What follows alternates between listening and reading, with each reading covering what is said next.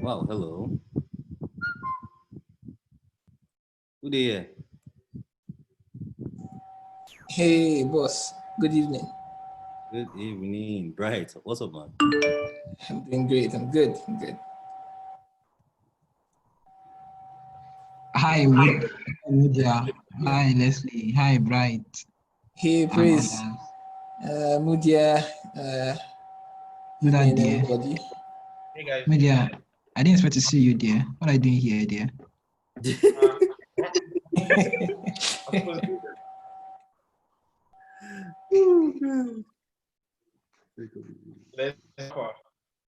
Oh my day. I did.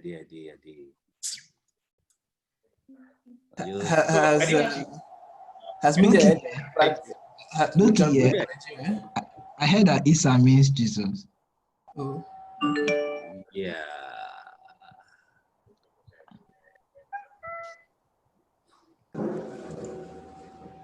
So I didn't want to use this thing before, right?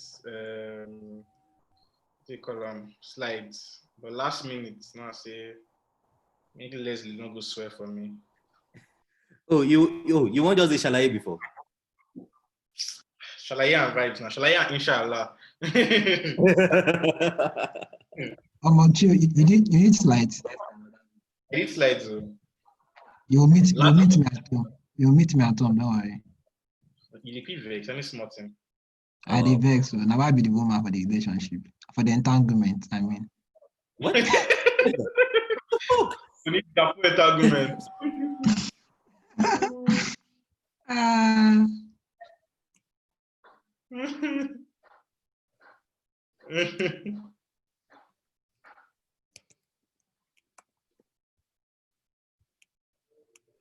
All right, so when do we start? It's time. Time don't reach. I don't reach. Oh, wow. All right, I'm gonna go Figma. But Figma now I used to do slides, so forget me. Yes.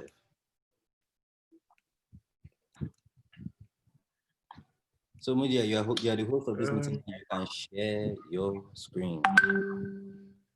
Yeah, I know. And I'm the one admitting people. You just give me work. Okay. It happen. Now if you do co-hosting, like two can be hosts. So. Yeah. So the challenge now is. Now waiting supposed to be that they're not doing. No vex now. Now the plan with me I pay for now. I think it's easy. Person from Russia here. Just they're not go hack this thing. I see one Russian name just now. I just say my chill. I know, like you. From Russia. No. How do I? Let me see if I can make it. See, I told you that to be hacked now. See, Russia. I told you. Yeah, kick this fucker out, I beg. How do you do that? Instead of you to buy touch screen system, you will not buy. You see? Like they pay this money. I don't understand. Saying a touch screen won't make the system. Oh, Shai, how are you? I greet all of you. I'm fine, sir. Thank you I for didn't having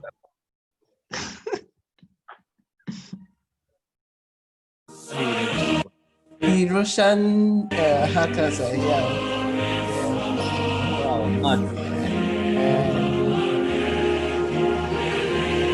Can anyone identify the name is PYC. That's the name of the person. The guy. The Russian is playing, I think the Russian is playing something. Yeah, he's playing something. Yeah, okay, I found him. How do they come these people? Stupid thing just keeps. I found him. Hello, Russian. If you can hear this, fuck off. Hi, this is We love Russia. We love Russia, but how to promote you? Untypical behavior, and we're gonna come to take precautions for that. Wait, who shall I just? The Russian guy, the yarn now. I don't. You never said. Sorry, gone now. Don't come out to him.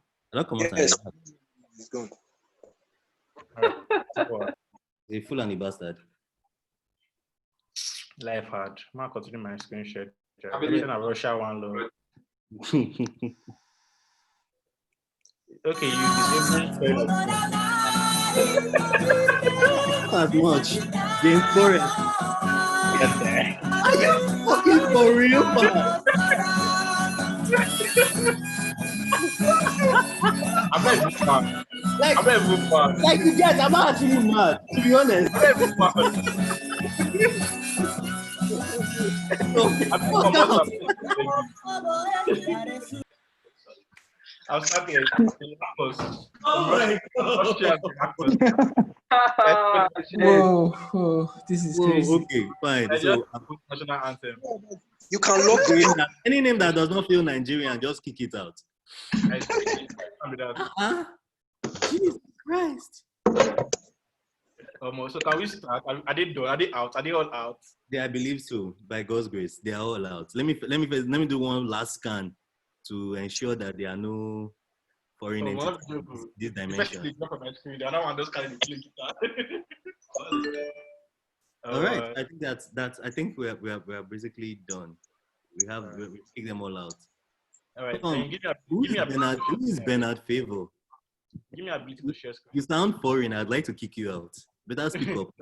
No, Bernard Favor sound like Edo name, not here, Edo boy. Our name. Oh my God, there is someone here, and like as in, this person is actually after my heart. He's in the waiting room, yeah, and I kid you not, he says his name is Nigga. No, let her enter. I beg, give me a blink to share screen now, Leslie. I can't share screen. 1 minute. Okay. Yes, sir. I sent you a message, you don't reply. You are where? You are proud. You realize it's a meeting, Abby? I'm talking to Leslie. Leslie, can I share? Message. Yes, okay, yes. I can be host. I want to start. All right. All right. So, hey guys, good evening, good afternoon, good morning, wherever you are in the world. To my fellow Russian people, hail Putin. All right. So, assuming that you guys can see my screen, right? Yeah. Awesome.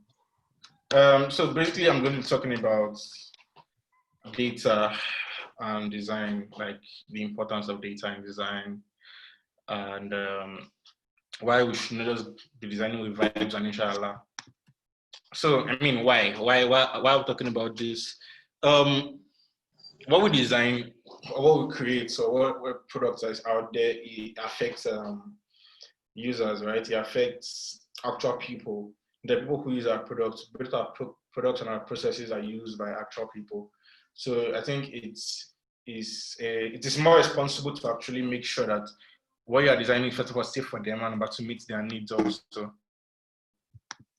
So because of the advantages, that's why you design. Good product design is the right balance between data, empathy, and then your gut feeling by Marco Lopez. So like I said, your design cannot just be vibes. You have to actually know what you are doing. So, I mean, how does data help? So decisions can be based on your gut feeling, right? Which is good. And your experience as a designer, you don't dig in, you don't read all the laws. So you feel this is the best approach. I mean, it's still better to take an informed decision. And why do you do that? Because humans, people, users, or whatever we're calling them these days, make use of the products and processes we design. And the best way to understand them and provide a good experience for them is to analyze what they are doing. So Cameron Chapman, the top designer at Dtalk, says, data give insights to designers so that they can create the best possible designs for the people who use their products. These data can come in multiple forms, from primary and secondary sources. And the important thing for designers is to figure out what data sets are worth using to base their designs and which ones they can disregard. So how do we get data? The first kind of data you want to collect, first of kind of data you want to collect depends on what questions you're trying to answer. So I think I should go into giving some form of examples, right? Someone comes to you, I mean, I've heard this a lot of times in the past 2 months. So someone says I should design a landing page, what should I do? You understand? The first question is why are they designing a landing page? Or what exactly is a landing page? For the most bit, I thought a landing page is like the marketing part of your platform, right? It's the part of a platform that you're basically going to use to convert users to your site to use your products. And how do you do this? You create great copy, you have a great call to action and the rest. like, I mean, the basics, but you want to also be able to measure how what you have created works. So if someone says, oh, I want to design my landing page, one of the best things you can do is actually say, oh, can I look at your analytics? Can I look at your data? Can I see what your bounce rate is? Can I see the pages that have problem? If I take our thought leaders in design, Mr. Stripe, right? You notice that although they did a really amazing new design, which I like, which is my personal bias, I decided to go through the other pages and I realized that they did not make a modification to the other pages. You understand? Because those pages actually have certain kind of information that they don't think is ready for a change yet. An example of such information is the card page. Someone knocking or something. Is the card page, right? And it maintains the old Stripe layout. I mean, if their data shows them right now that, oh, what they have done so far, the one with the multicolors and everything, doesn't work, it's not converting enough, best believe they're going to revert that to the old design or update what they have right now.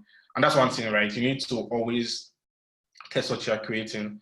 Now, slight digression, right? At every given instance, Facebook is running thousands of iterations. So I mean, the Facebook you may be seeing on your phone will be different from Facebook someone is seeing on their phone. They can have 100 different versions running. And why do they do this? They use 1,000 different versions running. They do this, they use it to make decisions, right? I mean, we're ahead of A/B testing. For the most part, what we do is create a particular page and then create the same, we say a particular landing page and then say, okay, let's create another design completely, right? So there are two types of A/B testing. There's one where you create landing page and then you can say, okay, maybe I should change some of the colors here, some of just like little differences, just to do a form of test, right? And there's another form where you do it's the same product but two completely different designs, from the copy to the colors to the way you do things, right? And you're trying to gauge how people react, how people interact with these things. So in that regard, right, data is pretty important. You want to be able to see and know what actions people are doing. You have to make the best decision based on user actions. But then, right, if you are just being data driven, it can be a slippery slope. That's how you could end up making robotic kind of products, right? You want to be able to combine and find the balance between quantitative and qualitative, right? So qualitative data focuses on hard numbers, data that tells you what is happening. I mean, tools you can use are Google Analytics, Amplitude, etc., right? And it's a great tool to check what are people doing, what is the bounce rate, what are people interacting with, what features people use more. Why you notice that there's a particular difficulty with a particular feature. You understand what approach people take to complete XYZ task, right? And then you put in qualitative, which is why are people bouncing off this page? Now you have already seen from your quantitative data that you have a bounce rate of about, I don't know, you have a 70% bounce rate. Why do you get? Or you realize that for your product page, there's a particular pattern to checkout flow where people drop off. That's the qualitative. You're like, what are the emotions behind this? Why are people doing this? You talk to people, you do your research. So one great thing to do is to see how you can balance quantitative and quantitative, right? See how you can balance the what and why and make more informed decisions from that. So let's use some examples. These are examples I've read and watched, and some of the images here may not fully portray what the designs looked at in the past, but you get the gist. So Spotify is my first example, one of my favorite music streaming platforms. Sadly, they're not in Africa yet. So Spotify actually had a light design at one point in time, right? So it's pretty light, and for the most part, some people assumed it was harsh to the eyes.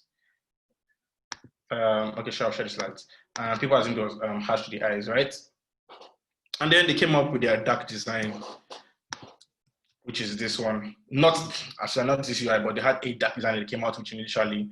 And the joke was, I mean, you're either going like dark side dark, Star Wars dark side dark, and it may not really give you the best experience, right? And what did they do? They started actually by testing, right? They started making different variations. They tested and we're trying to observe how humans or how their users were interacting with dark mode, what was really important to people. And what they did was, I think they tested on about 5% of their total population with dark mode, and they were fine-tuning with that while the rest of the population was still maintaining that light mode, right? And Now this is an actual user interface. What did they do? They decided to balance seeing key things like the picture of a playlist, the play button, like things come out. We're still the same dark mode, but there's a fine balance. It doesn't feel too dark, and there is proper contrast, right? And this was after several iterations, collecting actual data and seeing how people were interacting with the product. So why I give this example? It's really good to say, okay, I know the visual laws, I know the principles and stuff, right? But one thing that helps in informing these principles is basically by observing how users interact with your products. Yeah, let's go on that one. This High-Rise HQ, I mean, it's a pretty old website, right, from like 2011, but it was interesting, right? This was the original copy, they had the original design, and they were like, I mean, they were not getting enough conversions, right? And I mean paid conversions, actually, paid subscriptions and conversions. And they decided to change their design. So they set out by removing the images there, and it was more of like text-based, right? Big copy, like really cut stuff rows to show stuff. And they got a 37.5% increase. But look at what happened here.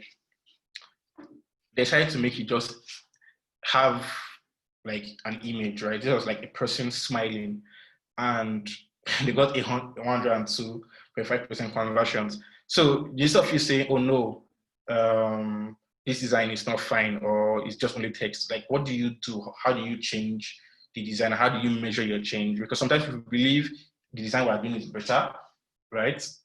And that because we are pretty great designers, this would fly more. But if you do not understand like the business needs of the company, the reason they are, design their landing pages to get paid subscriptions, right? That is their primary business need. They don't really care about how good your skills are, but how can you solve the problem of, oh, we don't have enough subscriptions. Which brings to mind something I was on a seminar in December last year, and some guys from Tribal Greek were talking, right? And they were like, at every given point in time, they are trying to run iterations to see how they can get more leads on their page. I talked about how they had a certain image. Someone has hacked this again. They had a certain image, and then what they had to do was basically, okay, yeah, from the person. What they had to do was basically change the image. I think it was from male to female, and they were easily able to see that they were getting more conversions, right? And then they were just doing slight adjustment on the copy, the pictures, creation of the pictures, basically just really slight stuff, but by just observing bounce rates, looking at how users interact with the sites, right? And they were able to have a significant increase in conversions. And now, this same platform, right, when they updated the design and added a copy to the design, a longer copy with more text, and we realized that, oh boy, we dropped by 22.7% in our subscriptions, right? So, one of the best things to always do is to create your designs, come up with your decisions, but test them against data, test them against user actions and see what's going on. And my last example, now this one is pretty cool because something similar to something that has happened to me recently, right? So However is a selling product where you use for to create email templates, right? And this person has to redesign you sit on this page, but there's like a quick way to access email templates when you're composing an email, when you're replying an email, right? And the key things here are the template name, the subject, and then the contents. So she started out by doing this, creating the modal that you use to pick any of the templates you want to use to reply. So what you see here is the template name, because you name your templates, and then it's like just you can see one line copy of the template body, right? And this was like, you know what? What about adding the subjects, template subjects, which is there? Right? So if you go back, you realize that the subject is not really mandatory, right? And then what she discovered after, and she said, okay, no, let me talk to the data guys. And then they put the data set, and what they realized is that 60% of the users don't even fill the subject field, and 40% of the users that did, right, had the same subject name. Like that's just like I remember when Donabami was saying he doesn't like I've forgotten the bank and makes him type in a remark before he sends a transaction. Like most times she just puts full stop here, so puts in gibberish, or just writes transfer, or just writes his name. right? I mean, one would design might have thought, oh, I'm designing this because I want to help design the customers categorize their spending. You know, seems like it's nice to have. You understand, categorize their spending so they can actually track how they're spending their money. But people are telling you they don't care about that, right? And they find it annoying. And they hate the fact that you have to do that before they can make a transfer. I mean, if the particular bank is data driven, they could drop that. Now, this what happened when after looking at the data, the person realized that, you know what, I mean, a template name, my template body is better. It has a lighter feel and it fits better. But not just because she thinks it fits better, but because the data shows that people don't really care much about subjects the way we think they do. And that's why this design was, this particular design decision was followed through. So what's my conclusion, right? First of all, you need to realize that working with design, with data in your design is pretty chill because you realize you're working with humans, you want to create the best experience for them. We are living in a data-driven world where algorithms are basically collecting data to customize themselves to us, help us give us a more personalized experience for the products we're using. I mean, for Spotify, which does music recommendation for me based on kind of taste I like, to how Google Assistant basically reads what I feel is important to me every morning, right? Data drives that design process. And also on business part, right? If you have to understand what is important to the company, you have to look at data sets to realize, okay, what can I contribute? What can I, in terms of features, processes, what can be input I will make that helps the business goals also? Looking at that data helps you design better solutions that, one, meets the user and also meets the business goals. So conclusion, designers have to engage in the practice and business of designing experiments and managing the data collection process by being part of the conversation about what design should be collected, when, and most importantly, why. And yeah, I think that makes my point for this. So I think what we're going to do right now is have a conversation and then we could dig in deeper. All right. Okay. So I think Leslie, you can ask the questions and then we'll go from there. Okay, so we'll be taking questions. If you have any questions, please you can either drop them in the chat or yeah, if you have any questions, just drop them in chat and I'll read them out for Mudia.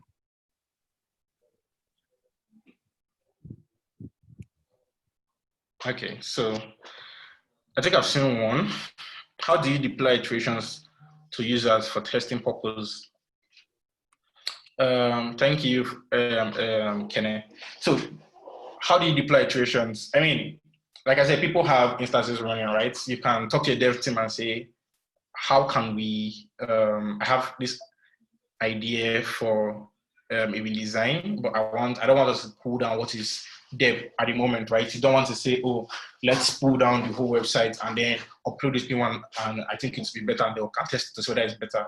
You can segment, and I think I'm going to answer both questions at once. You can segment and say, you know what, I'll take 10% of the population, or 10% of people who visit my website at random to be redirected to you, you'll be redirected to the particular B, is AB, right, to the B option of the design. And you want to see how that helps him, let's say, converting more, getting more leads, how much do people click the CTAs, you understand? How people interact with the product. So first thing is, why are people actually coming to your platform? What do you want people to do? Are people able to find the information better with the second alternative you have designed, or are people able to find it better with the first alternative you have designed, right?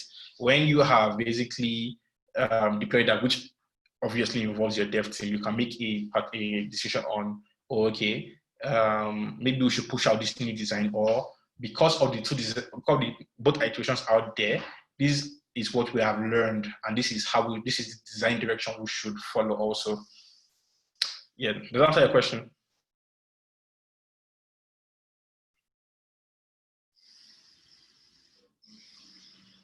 Hello, does that answer your question?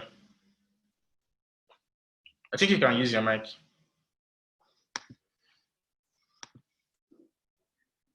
Okay, cool, awesome. How do you use Google Analytics for web design? I mean, we best talk to your front-end dev, right? But you should be able to, most platforms done correctly, you're able to hook up Google Analytics to your website just to basically track everything on your website, every click, every process that's going on your website, how long users spend on X pages, how long it takes the average user to complete a particular process. And using that, you can basically say, okay, this is data I've collected.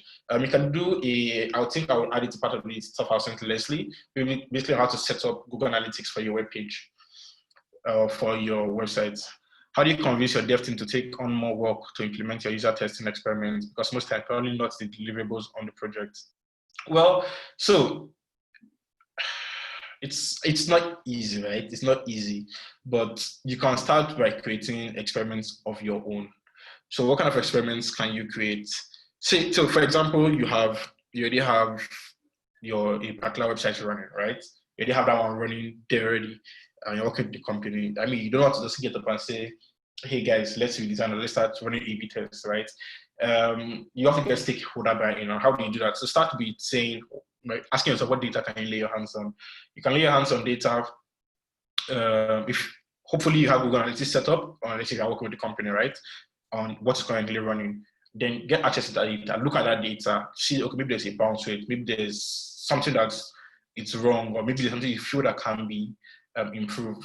So like basically analyze this data properly, and then I think one of the best things to do is to present a graphical document that shows the problem. You're saying, oh, okay, on our homepage is doing fine, but when someone wants to fund a wallet, or when someone wants to fund a farm, or when someone wants to buy a shoe, at this particular process, I found out that we have a 60% drop rate, you understand? And I think we should improve on this, and maybe we should push out a particular design just to test a small use of people on how we can improve this. So you have to show them that there's a problem. You have to show them that, see, I feel this can be improved because of this data that I've gone through. That's the best way to convince them. And then you can also do the usual by creating surveys for your particular product. If you don't have that access, you can start by creating online surveys for your product and just asking your target market or your customer.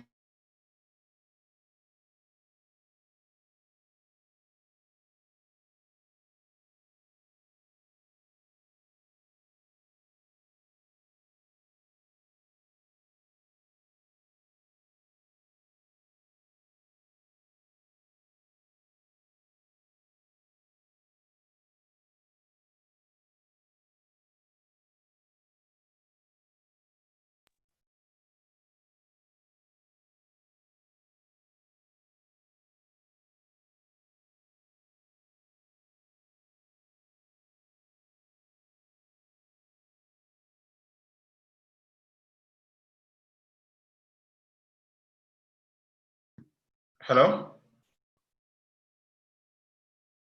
Hello? Yeah, I'm here. I have no idea what just happened. Yeah, the thing, everybody does want it. But were you guys hearing me at all? No. Yes. Did Gotsi hear my answer to this question? I asked Gotsi a question initially. Yeah, I was answering Gotsi's question. I didn't get the last part you said about your action, but I get the whole gist. So basically, make a convincing argument with data. Yes, that's the idea. You have to make a confusing argument to your teacher. So yeah, if you heard that, then in your head. Another question.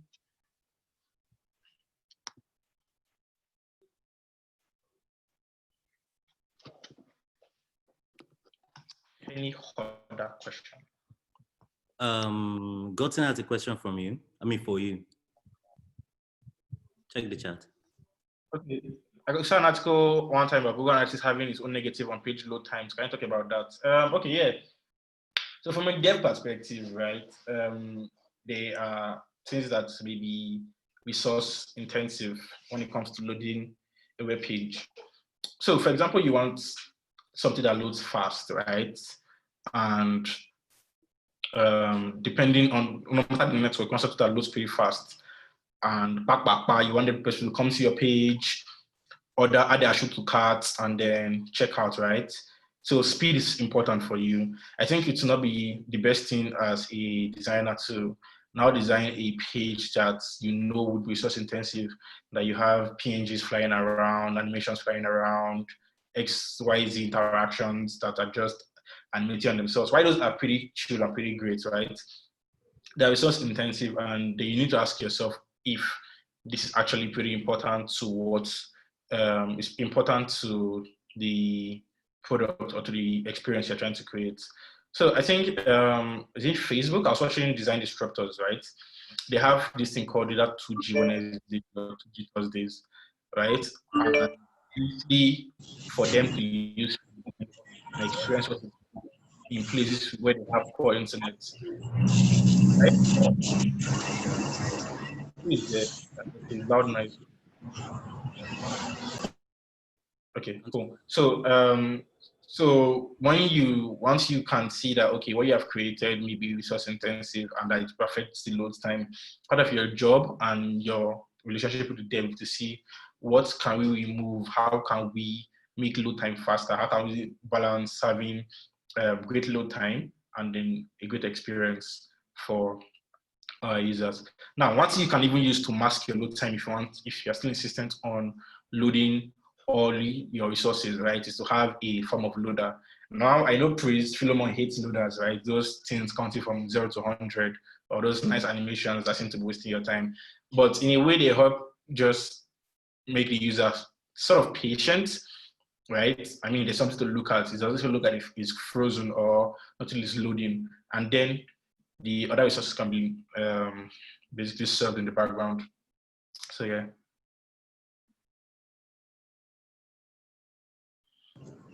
I just have to explain for page load times. What be included when sending a proposal? I'm struggling to understand how that relates to this. How does that? Can you bring context in how it relates to what we're talking about today? You can just type it and then we'll go on from there.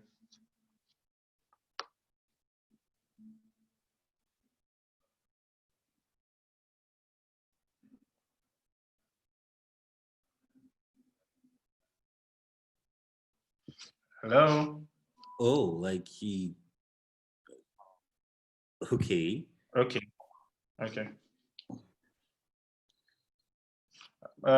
Leslie, I think people are in the meeting room though. Yeah, no, I'm admitting people into the meeting I'm moving people from the meeting room in here. Okay, cool. Yeah, so that's basically all on me right now. So I think we peaked at 40 participants, and that's good. And we're holding at 38, which is, right, really good. People have actually been texting me that they have not been able to enter. So man, it's been okay.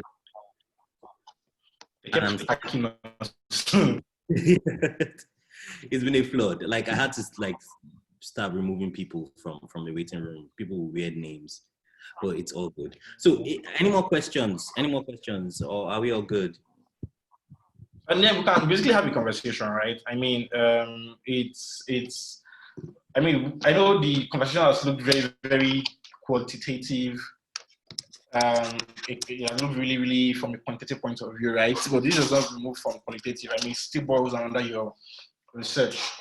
I had a man talking today, and I had a premise that I felt it is, and I'm not talking strictly from a statistical standpoint, that when people say, oh, I made this design decision for a complete overhaul. I mean, in quotes, is complete overhaul of this product after testing with 5 users. I always feel that is not the most optimal, right? But he says it's better to test one person and make a decision based on that than not to actually test them, like down to test 0 people and make a decision based on that, and just make a decision based on your gut feeling or your intuition, right? Well, yeah. I mean, it's still struggle for me to feel that 5 people can represent the population. It now depends on what you're trying to find out. Do you get? Yeah. I mean, it's better when you okay, maybe some kind of usability test or some kind of usability process you're trying to validate. At that point in time, 5 people is pretty great.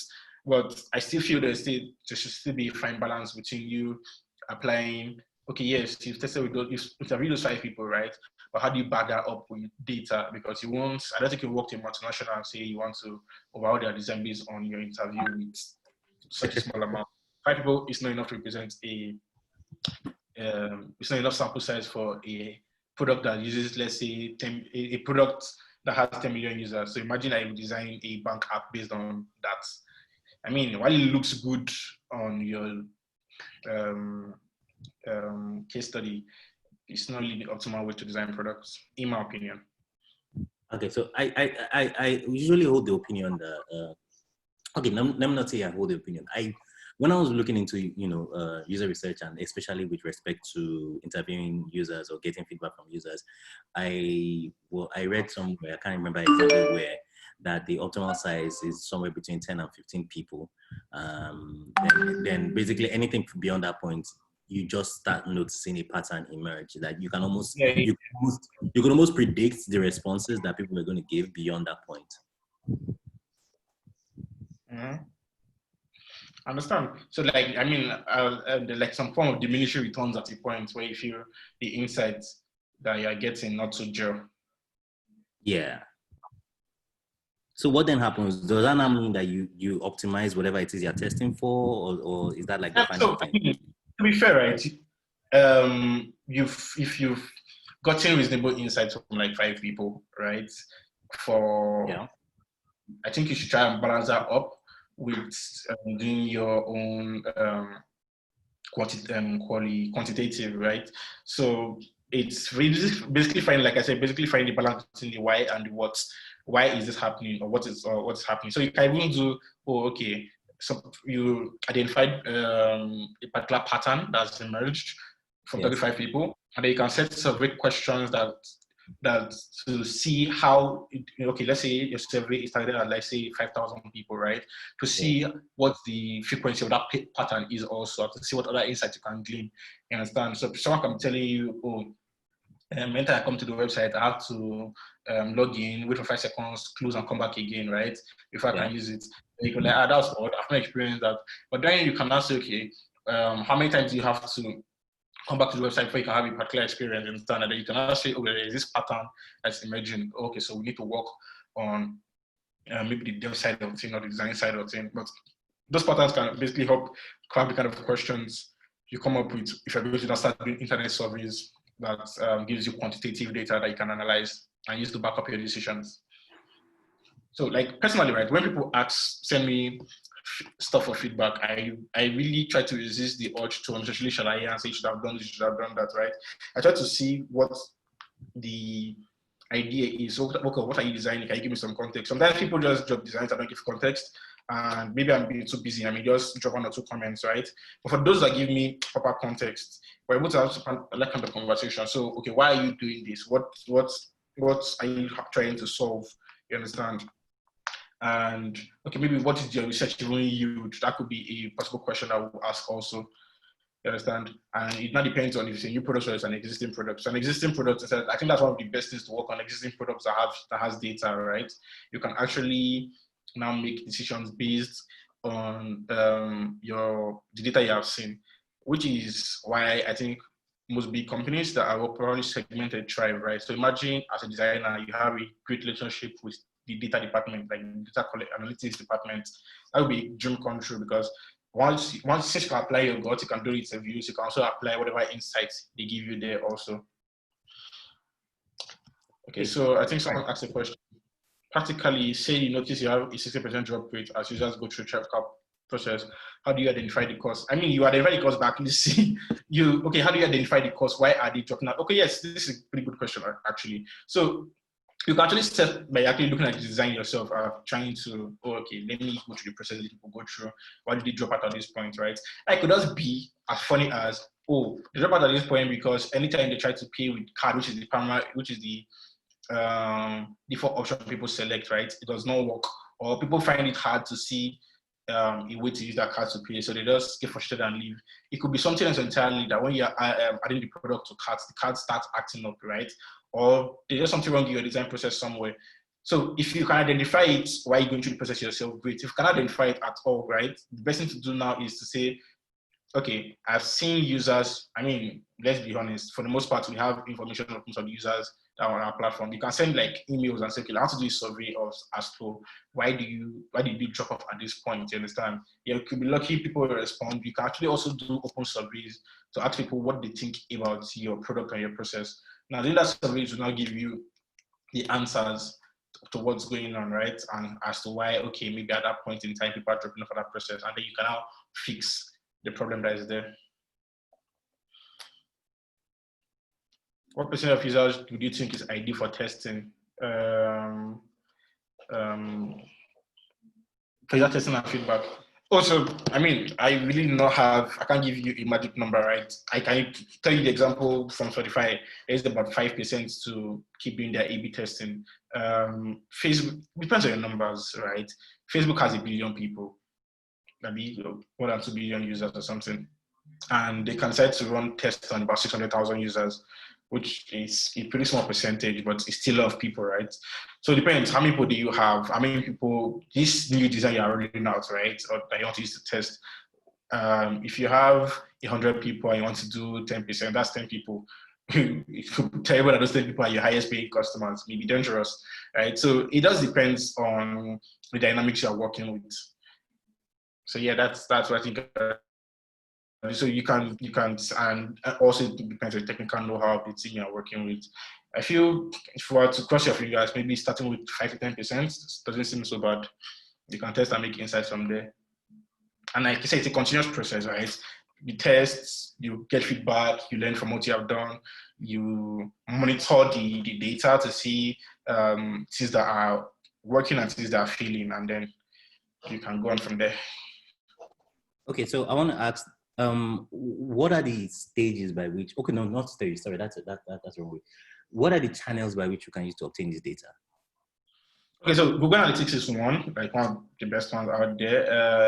That is very quantitative data, right? Surveys using Typeform and Google Form works. There's this tool, I'm sorry I can't remember the name right now. There's this tool people actually do for A/B testing of static designs. This one, what they do is they send you a link, right? And then they give you access to either one of the designs. I think select a random, or you use both of them. But basically, they ask you questions after you have used each particular line. That's what they do. They ask you questions after you have gone through all either A and B. So when you're done with A, they ask you a question. When you're done with B, they ask you a question. And then they can collect data based on that. They also try to track stuff like maybe your eye movement to see what was difficult for you to identify, what's easy for you to identify. So anything that, I think there's usercrowd.com. Yes, let's do usercrowd.com. So there's that. So you can use such a tool to get data. Then obviously there are now for qualitative, you can do observations, contextual inquiry, and one-on-one interviews. Those are also processes you can employ. So yeah, those are the tools you can use, and tools and processes you can use for getting data. And then there are companies that build their own in-house toolings and stuff like that, just to track and collect data.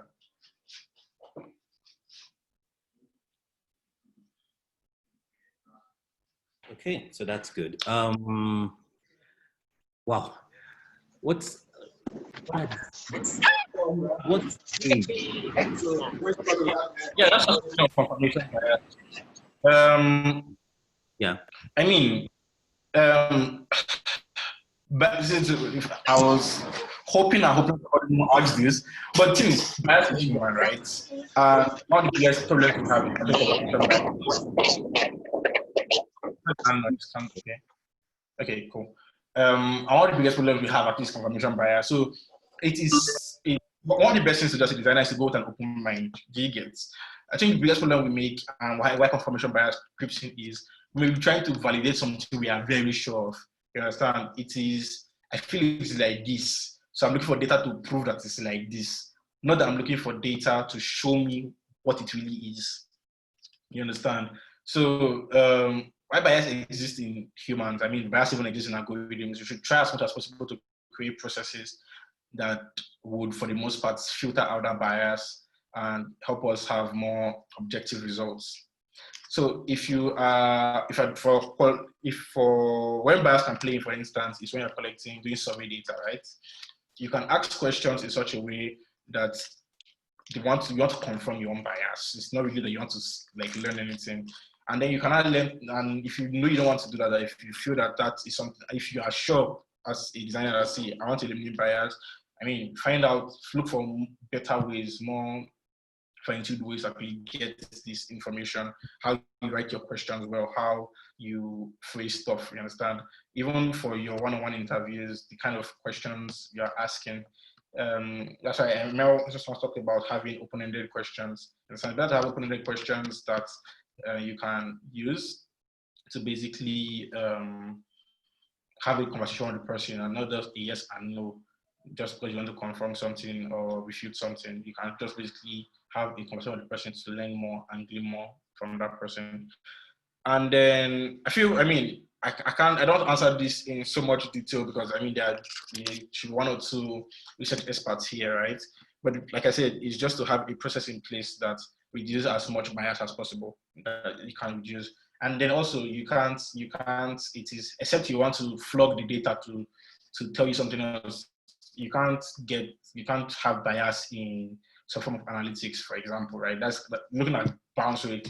There's no way you can bring bias into presenting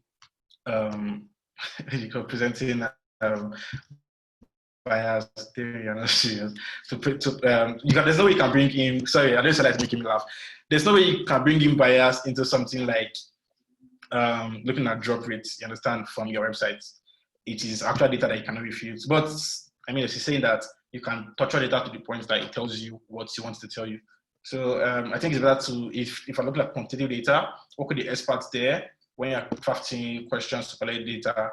Make sure that they are as objective as possible. When you have one-on-one interviews, make sure that the conversations are open-ended and it's more of you wanting to learn and not wanting to confirm what you have in mind per se.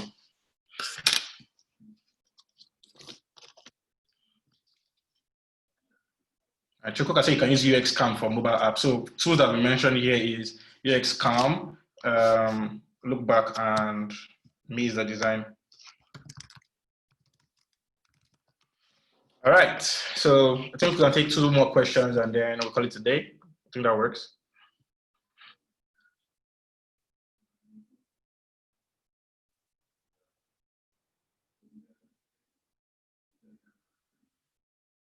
Okay, full story. I have no idea what that is. I've not used it before. Yes, so I think you can all meet Chukwuka for all the tools. You can just fully share after this meeting. So Leslie, any question? I think I can do 2 more before I vanish.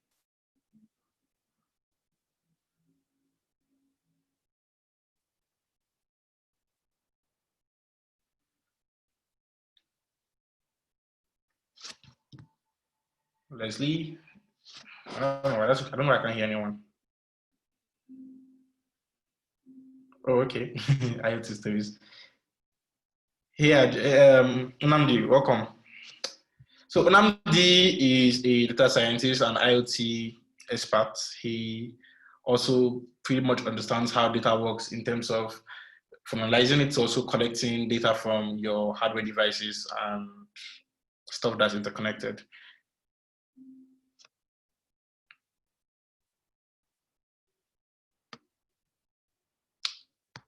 So I'm guessing there's not a question, right? Well, that's how it looks like. That's what it looks like. Oh, well. All right.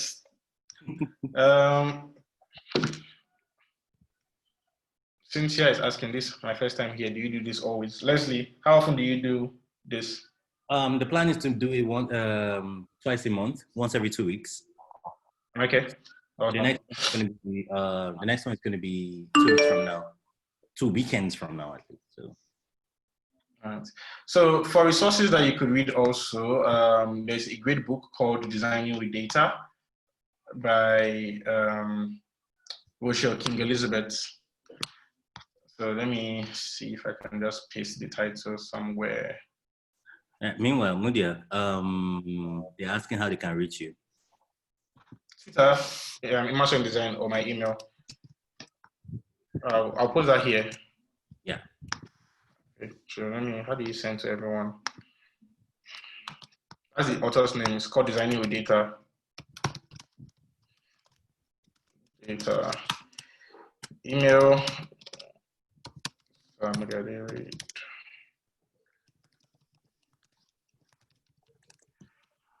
Twitter is all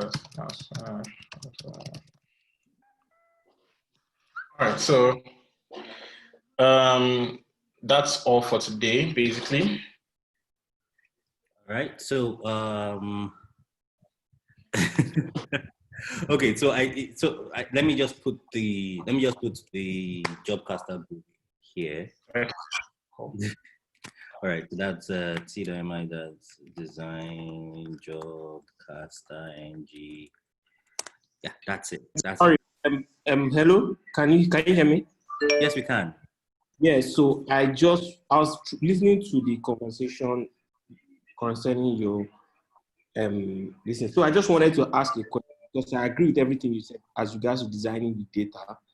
The only thing I would say, because normally with startups, one of the things we've noticed, especially most of the product designers usually work with startups, and one of the things I've noticed is it's very difficult to like have them buy major stakeholders on a particular project buy into using data to actually inform their design. So for example, now I would say, okay, let's look at a mobile app, for example, a financial mobile app.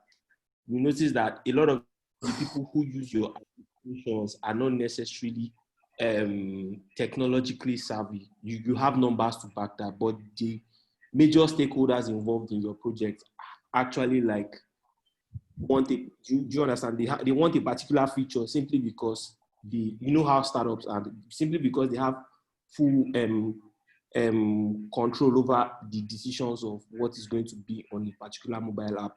So I'll say, how do you how do you get these major stakeholders to actually buy into the idea that you actually have to design for data? That's just that's the only question I have. First of all, I feel this is basically like all those apps, quote unquote, that are preaching financial inclusion but running on iPhone. I mean, stuff like that. Thank you. That's exactly. Thank you. Because these are actually problems that for example, I personally face those kinds of problems every day. You get, and those are and to be honest, one of the things, because me personally, okay, let me just divert just a little bit. One of the reasons I think it's important to actually get this right is because we need to get to a stage in design whereby we are actually consultants rather than just pixel pushers. You get. So we need to be able to involve. We need to be able to like inform stakeholders. So how do you think you will go about it? So I just want to pick your brain a bit on that.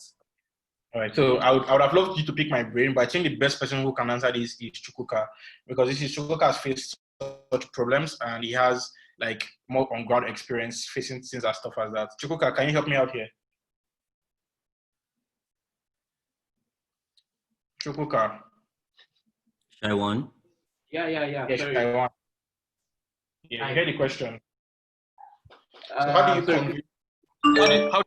convince stakeholder to buy into your suggestion of using data? So he gave an example of an example is we're creating a financial inclusion product, right?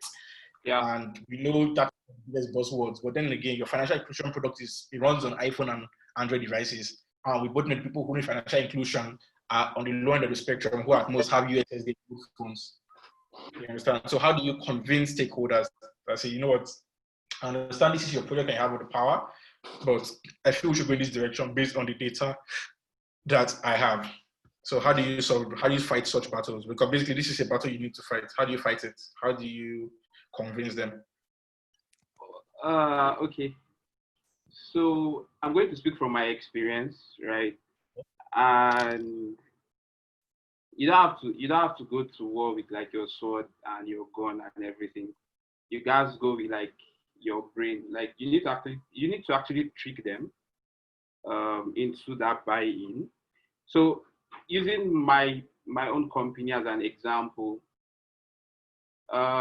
first, some of the things I did was that I actually had to test with at least one person in the presence of CEO and COO. So they insisted on a particular design, and I was like, this might not work. And they were like, no, let's do it this way. And I go, okay, no, can I get just one person, to come check this out, like somebody different who isn't a part of us in the company? And so this guy came, and when we gave him to test, he just killed everybody. Like the first feedback we got was, who does this, right? The CEO was quiet, and the COO said, talk to the designer, right? And so I started, in front of both of them. And we went over the designs, and then they actually saw that there was a need for me to bring in more users. Now, another thing I did was, so when I got in, they wanted me to redesign the product, right? And I didn't know what to do, right? They refused to share like data with me and stuff. Maybe they were afraid I was going to steal their idea and all that. So I got the COO to sit down with me to design the homepage or the home screen of the app. And after 2 hours, we couldn't do anything. And he said he was having headache. And I said, okay, now that you've tried and I've tried and we've tried together, can you give me 5 people from the database for me to talk with and blah, blah, blah. And they went to the database and they found out that, they had a lot of people in the database, but nobody was active, right? So that was like one other way that I was able to get by actually showing them that we already have this product live, but then nobody, because they were not even, looking out for that if people were using it or not. They were after signups, right, and not returning, people returning back to use it. So I mean that was another eye opener for them, and they later gave me like some people to talk to. I think another way I got buy-in was to actually get in touch with a foreign designer. I was like, okay, you know what? Talk with this person. Tell this person what you want to. Let's hear what she has to say. So the COO explains, blah blah blah, and the first thing she does is asks, "Can I see your analytics?" And COO goes, "Oh, ask designer." She asked me and I go, "Oh, there's no analytics, right?"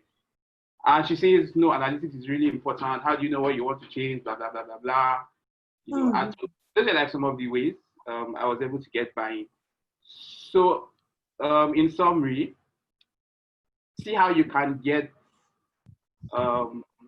see how you can get external support or internal support. I don't know how to explain this. Like someone who is an expert in that field, right? See how you can get the support from the person to come explain things or to actually make them see the need, to buy into that. So for example, if you're doing a fintech app, what you probably do is to look for maybe somebody who works in a bank or somebody who works in one of these fintech startups who you're sure actually, where you're sure that they actually measure and do stuff like that, and get them actually like maybe advice. Talk with the CEO, advice. 2 would be to show examples, right? Like look at your competitors. If they have put up any article or something with regards to data, show that to your management. Like, oh, look at these people. They actually do what we are trying to do. This is how they've been able to do it because they were able to measure blah, blah, blah. And then you can actually just measure quietly, make friends with your dev team, with your dev guys. Tell them, okay, you know what, please just do me a favor. Help me check this. And then you put up that data of what you did, what you checked, side by side with what they insisted on. And you tell them, this is what you insisted on, and this is the result currently. This is what I tried differently, and this is the result, currently. Because at the end of the day, nobody would say no to more revenue, right? If you show them that what you did actually boosted maybe, return rates or checkout rate or something, and revenue increased or users grew, right? They would next time not they will next time not actually be in your way. I mean, it starts gradually too. It's not something that you fight overnight. And something else you need to do is learn to speak their language. Don't always go with the whole design gibberish. Like, try to also learn to speak their language. Oh, I want to do A/B testing. What is A/B testing? Okay, I want to have 2 different landing pages to see which one will bring more money. When you say that, it actually makes more sense to management because it's money, more money that is involved. So on that note, I don't know if all this shalaye have been able to pick anything out, but those are some of the ways I've been able to fight my own battle.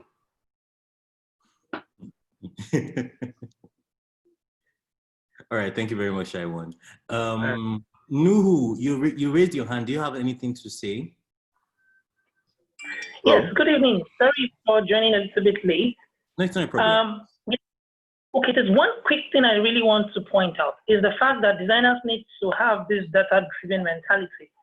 It's not about going to the design page and put up some things. Let's, as designers, come up with this idea that before you begin to talk to your clients or your management, make them understand that for better efficiency, your data-driven design is more productive. Because if that is in the forefront, they will know this is the kind of thing you do, and this is exactly what brings results for the design you're going to do. So it's let's have that as a mindset. When we meet clients, when we meet management to talk with them, they should know this is who we are and this is what we do better. Because I've come to understand that if you have data, just as you've explained through this course, if you have data, a lot of things will be easy for you to do. You don't assume, you don't allow your own biases to come into play. You don't give feedback because of your own feeling and emotion. So, and secondly, there are many ways you could get data depending on the kind of tool you're building or you're designing. So you need to understand who are the key players in that organization, who are the stakeholders that you need those data from. So designers need to start thinking in that direction of not just getting the beautiful designs out there, but how can they get the data that will drive the idea behind the design. That's just a little I have to say. Thank you. All right. Thank you very much. Thanks, Nuhu. I think I saw something else directly beneath. No, not the WhatsApp, not the book. How can it be raised? Can we call this a meetup? Taiwo, I like, if this is not a meetup, I don't know what else is. So we've spoken about confirmation bias. We've what else? Yes, Code Poet. Yes, you raised your hand. You wanted to say something. Hey everyone. Sorry, I also came late. Like I just remembered that the meetup is coming up. So yeah, I had some thoughts around how do you. Before you continue, let us know who you are. Oh, sorry. Because you mentioned Code Poet, I thought you knew me. Okay. My name is Femi Omoni, and so I'm a software engineer and also a designer. So welcome. So, unicorn in our woo, woo, woo, woo, woo. Unicorn. Oh, now this one I'm whining. So yeah, and I currently building my startup Foodie. So yeah. Yeah, about the how do you bring up conversations around to top management for helping them to integrate data into design and making them have design-driven decisions, right? First thing first, I think from the initial engagement you have with either as a company that is maybe it's a contract or like a normal employment, right? I feel most of the time employees, they don't interview the companies. And this is what I mean. You're getting into a company, right? And you don't even know if your voice will be heard. Because I don't think it should always be a struggle for you to be able to make your voice heard within a company, right? If a company doesn't give you that opportunity from the get-go, right, then that company shouldn't even be a good fit for you to work in or work for in the first place, right? That's like the first step. So I think from the get-go, designers, you should also find a way to gauge that level of trust that they give to employees or contractors or whatever it is from the company. So because when you have an interview or a discussion, it's not just a one-way thing. Like, oh, the company is interviewing you as a designer to work for them. You should also actually interview them in such scenarios. Ask them questions like this around. Bring up such a scenario. If I'm to do this, what would be your response? Because most of the time, employers will always ask you questions like, "Do you have any question for us?" People just say no and go, right, and accept the job and fine, because they just want to get the job, right? So I think that's one thing. Also, I don't know, the previous person that spoke already spoke about back speaking their language and backing up with data. So that's is pretty fine. But I think before you even get to that stage, because I've worked with very, very arrogant stakeholders or co-founders or what have you, where no matter what you say, it's whatever they want to do, they will do. Like they just see you as a pen or a tool. I've worked for a founder that will say he's the designer, right? He's not the designer. He will tell you he's the designer, that he's just telling you what to do. So if working in that kind of environment there's nothing you can do. If you like bring spreadsheets, everything, there's nothing you can do. They will just do what they want to do, right? So that's not a good fit for you. You understand? So I think we should also we shouldn't always feel that, oh, because the money is right and everything else is right, it means the job is right, right? We should also actually interview the company also before you actually get the job in the first place. So that's just my own take on this. All right. Thanks a lot, man. I really appreciate your inputs. Thanks, Femi. So, Gotini Joku said, an environment with no creative control allowance will break you down. You do not want to be in such an environment. Who is iPhone? Who is Jeffrey? An environment with no creative control allowance. Can you elaborate on that? All right. So what I meant to say is, so basically, prior to now, I used to do community in the University of Nigeria. So I typically work with people, and when I have people doing stuff, I just tell them what I'm trying to achieve and let them have their own say. You understand? I do not give dictation. So, but there are places where you just go and they will tell you and still give you the steps to follow. So when you have that kind of thing happening, it's probably not going to be the best for you, because you might have the best approach and it's just like IT.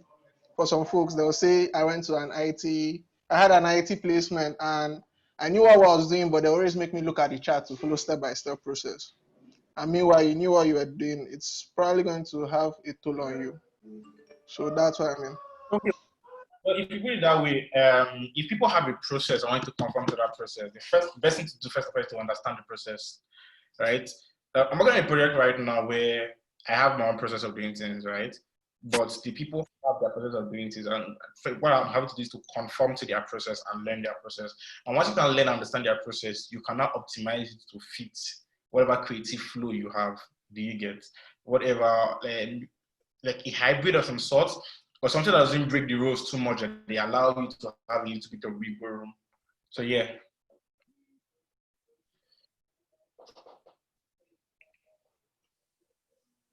I feel like the idea of interviewing the company. Cool. So All right, guys. Today's been fun. It's been an hour already. Me and Leslie actually planned 30 minutes, but you know, Leslie proposed, God disposed. Oh, come on. Thanks a lot, guys, for coming. I'll be sharing a few links on Twitter in a bit.